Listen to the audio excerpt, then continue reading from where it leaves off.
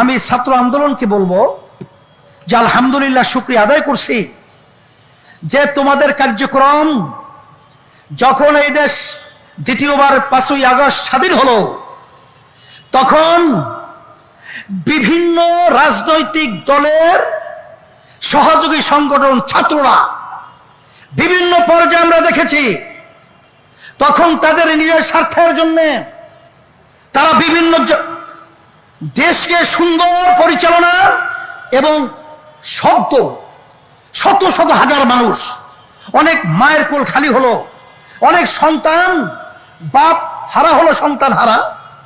মা যখন বলতেছিল কয়েকদিন পর্যন্ত আমার সন্তান আমাকে মা বলে ডাকছে না, সেই কথা ভুলে গিয়ে ওই স্বার্থান্বেষী মহল এই বাংলাদেশের বিভিন্ন পয়েন্টে চাঁদাবাজি, সন্ত্রাসী, জায়গা দখল, বিভিন্ন পর্যায়ে অশান্তি করে তুলে বাংলাদেশকে অস্থিতিশীল করার চেষ্টা করেছে। আউযু বিল্লাহি মিনাশ শাইতানির রাজীম। বিসমিল্লাহির রহমানির রহিম। যাহারাল ফাসাদু ফিল বাররি ওয়াল বাহরি বিমা কাসাবাত আইদিন নাস। সাদাকাল্লাহুল আলিয়্যুল আযীম। সবাই দুরূদ শরীফ পড়ি। আল্লাহুম্মা সাল্লি আলা সাইয়্যিদিনা নাবিয়িনা ওয়া শাফিঈনা ওয়া হাবিবিনা ওয়া মাওলানা মুহাম্মদ সাল্লাল্লাহু আলাইহি ওয়া আলা আলিহি ওয়া আসহাবিহি ওয়া বারাকা ওয়া সাল্লাম। শুকরিয়া আদায় করছি মহান রব্বুল আলামিনের দরবারে। ইসলামী ছাত্র আন্দোলন বাংলাদেশ প্রতিষ্ঠা বার্ষিকী সম্মেলনে উপস্থিত হতে পেরে সবাই বলি আলহামদুলিল্লাহ। আজকে প্রতিষ্ঠা বার্ষিকী সম্মেলনের লক্ষ্য উদ্দেশ্য সম্পর্কে আমরা ইতিমধ্যেই বিভিন্ন পর্যায়ের বক্তাদের বক্তৃতার মাধ্যমে বিষয়টা বুঝতে পেরেছি। আমি ব্যতিক্রম ধর্মী বিশেষ করে কয়েকটা কথা স্মরণ করায় দেওয়ার জন্য বলছি। আমি আপনাদের সামনে যে আয়াত শরীফ তেলাওয়াত করেছি, আয়াতের মধ্যে আল্লাহ রাব্বুল আলামিন বলেছেন, স্থলভাগে পানীয় ভাগে যত বিপদ মুসিবত তোমাদের হাতের কামাই। আজকে বাংলাদেশের স্বাধীনতার বয়স 53 বছর চলছে। এই 53 বছরে যাদের মাধ্যমে দেশ চলছিল, বর্তমানে চলছে, এখন বর্তমানে অন্তর্বর্তীকালীন সরকার তারা দেশ পরিচালনা করছে। এর আগে পর্যন্ত বলছি যে এদের মাধ্যমে আসলে আমাদের বাংলাদেশের মানুষ আমাদের যা চাওয়া পাওয়া ছিল, বাস্তবে আমরা তাদের মাধ্যমে কিছুই পাই নাই। বরঞ্চ আমরা পেয়েছি এই ছোট্ট একটা সুন্দর বাংলাদেশ। তামাম দুনিয়ার মধ্যে একবার দুইবার নয়, 5 বার, আরো বেশি কম, দুর্নীতির দিক থেকে ফার্স্ট হয়েছে। আজকে আমরা বাংলাদেশে কি পেয়েছি নতুন ভাবে আলোচনা করে আমি আবার সময় আপনাদের ওভাবে নষ্ট করতে চাই না। আমাদের সামনে পরিষ্কার, রাস্তায় নামলে খুন, আর অনেক সময় বাড়িতে থাকলেও গুম। রাস্তায় গুম, বাড়িতে খুন। বিভিন্ন পর্যায়ে এই 16-17 বছরে প্রায় 625 জনের মতো মানুষ গুম হয়েছে। খুনের তো আর কোনো শেষ নাই। আর এই বাংলাদেশের মধ্যে আজকে আমরা বারবার বলছি, স্বাধীনতা আবার দ্বিতীয়বার আমরা অর্জন করেছি। এখন অনেকে প্রশ্ন করতে পারেন যে আমরা তো 53 বছর আগে দেশ স্বাধীন করেছিলাম, আবার নতুনভাবে স্বাধীনতা কি? আসলে বাস্তবতা হলো এই যে আসলে আমরা স্বাধীন দেশে বসবাস করেছি ঠিক, কিন্তু আমরা বাংলাদেশের মানুষ স্বাধীন ছিলাম না। এখন আল্লাহর খাস মেহেরবানি, এখন আমরা স্বাধীনতা দেশে বাস করছি, স্বাধীনভাবে কথা বলতে পারছি। এখন আমার কথা হলো এতটুকুই যে 53 বছর স্বাধীনতার বয়স হয়ে গেল, আর বিপদ আপদ মুসিবত আমাদের হাতের কামাই। আমরা যেন সামনে আবার আমাদের ভুল সিদ্ধান্তের মাধ্যমে আমরা যেন আরো এই সুন্দর দেশটাকে আবার এরকম পরাধীনতা এবং খুনি-গুমি এবং চাঁদাবাজ সন্ত্রাসীদের হাতে আবার যেন আমাদের দেশটাকে তুলে না দেয়, এই কথা স্মরণ করা দেওয়ার জন্যই মূলত আমি প্রথমে আপনাদের সামনে কথাগুলো বলছি।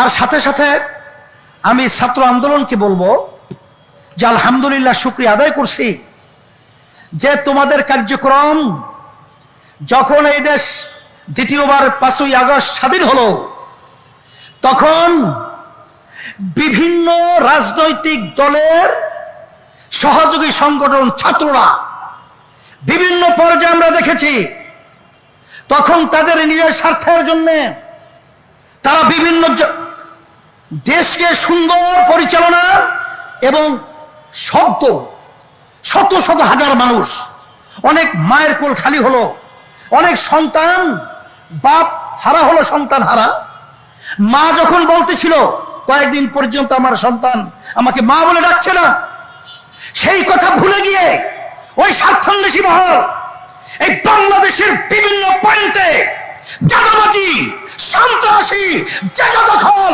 বিভিন্ন পর্যায়ে অশান্তি করে তুলে বাংলাদেশকে অস্থিতিশীল করার চেষ্টা করেছে।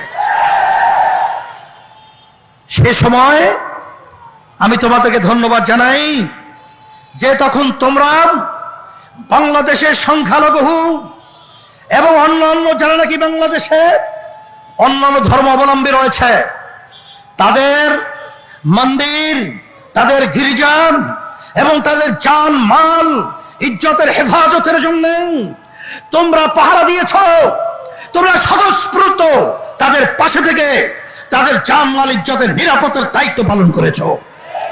শুধু তাই না, আমরা দেখেছি যখন বাংলাদেশ বিভিন্ন পর্যায়ে যখন প্রশাসন তাদের দায়িত্ব থেকে অনেকটা দেশ বিভিন্ন বিশৃঙ্খলায় সময় পার করছিল, তখন তোমরা রাস্তায় নেমে তখন তোমরা মানুষের যানজট নিরসনের জন্য তোমরা সেখানে ট্রাফিকের ভূমিকা পালন করেছো। আমরা দেখেছি যখন করে আহত ছেলেরা কাতরাচ্ছে রাস্তায়, তখন তোমরা তাদের পাশে গিয়ে তাদের সহযোগিতায় কাজ করেছো। আমরা দেখেছি বন্যার্থ যখন নাকি ভারত থেকে পানি ছেড়ে আমাদেরকে না জানি আন্তর্জাতিক আইন লঙ্ঘন করে আমাদের দেশকে ডুবিয়ে দেওয়ার যখন ষড়যন্ত্র করেছিল, তখন তোমাদের সেখানে স্বতঃস্ফূর্ত স্বেচ্ছাসেবক এবং সাথে সাথে তাদের অন্ন বস্ত্র, তাদেরকে বিভিন্ন চিকিৎসার ব্যবস্থা তোমরা করেছো। আমরা তোমাদেরকে ধন্যবাদ জানাই।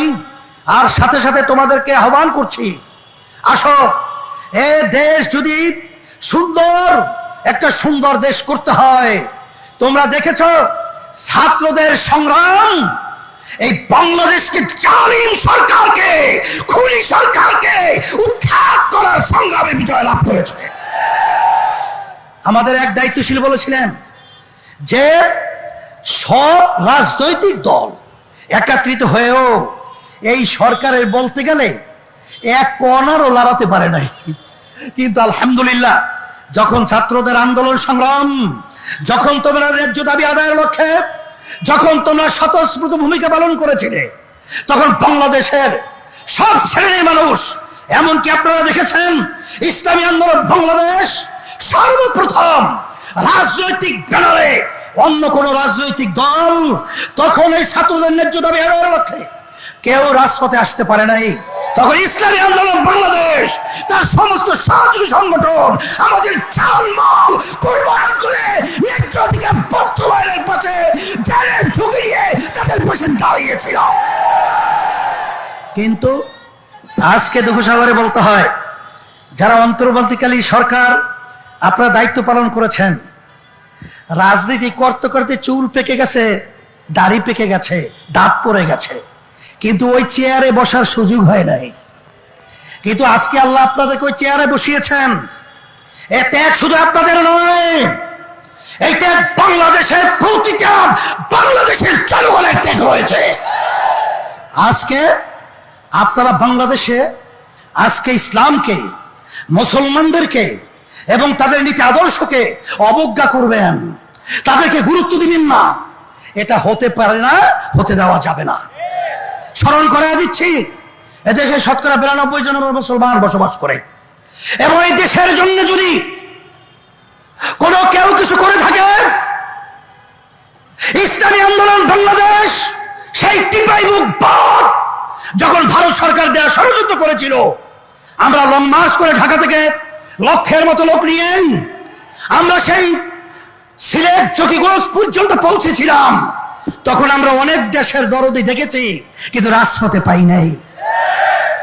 আমরা করোনার সময় দেখেছি, যখন মা সন্তানকে ফেলে পালিয়েছে, স্বামী স্ত্রীকে ফেলে পালিয়েছে, যখন আত্মীয় স্বজন তাদের পাশ থেকে পালিয়েছে, তখন ইসলামী আন্দোলন বাংলাদেশ এবং তার সমস্ত সহযোগী সংগঠন জানের ঝুঁকি নিয়ে তাদের খেদমতের জন্য পাশে গিয়ে তাদের সেবায় নিয়োজিত ছিল।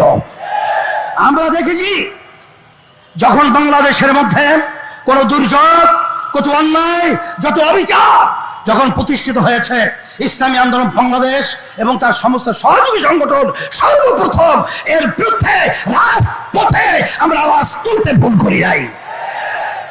আপনারা ইসলামকে মূল্যায়ন করবেন না, গুরুত্ব দিবেন না, এটা হতে পারে না। আর শান্তি যদি আমরা চাই, একমাত্র ইসলামই হলো শান্তির প্রতীক। তার বাস্তবতা কথা আমি লম্বা করব না। আমি চরমোনা ইউনিয়নে 2003 সালে যখন চেয়ারম্যান হয়েছিলাম, এলাকার লোকের অনুরোধে, তখন প্রথম পর্যায়ে হিন্দুরা আমাদেরকে ভোট না দেওয়ার সিদ্ধান্ত নিয়েছিল। কেন? হুজুররা যদি ক্ষমতায় যায়, তাহলে আমাদের মন্দির তো থাকবেই না, পূজা আশ্রা করতে দেবে না। কারণ একটা প্রবাদ বাক্য আছে না, চুন খেলে চুন খাওয়ার পরে মুখ পুড়ে যায়, দদি দেখলেও ভয় পায়। এইভাবে ইসলামকে তাম দুনিয়ার মধ্যে মিথ্যা অপবাদের মাধ্যমে আজকে চুন খায়া মুখ পুড়ে, এখন দদি দেখলো ভয় পায়। ইসলাম হলো একটা দদি সম্মূল্য। এই ইসলাম খেলে শরীর আরো ভালো হয়। দদি খেলে কি খারাপ হয়? সেই দদি খাওয়ার পর আর শরীর সতেজ হয়, ভালো হয়। আসলে ওই নির্বাচনে আমাকে তেমন হিন্দুরা ভোট দেয় নাই। আমি তো আলহামদুলিল্লাহ চেয়ারম্যান হয়ে গেছি 2003 সাল। চেয়ারম্যান হওয়ার পরে এখন আপনারা চরমানি যেন খবর নিয়ে দেখেন, সমস্ত হিন্দুরা দল টল বুঝে টোঝে না, একেবারে নির্দ্বিধায় ঝাঁকে ঝাঁকে ইসলামী আন্দোলনের প্রার্থীর পক্ষে তারা আজকে ভোট দেওয়ার জন্য উম্মদের মতো পাগল হয়ে কাজ করছে।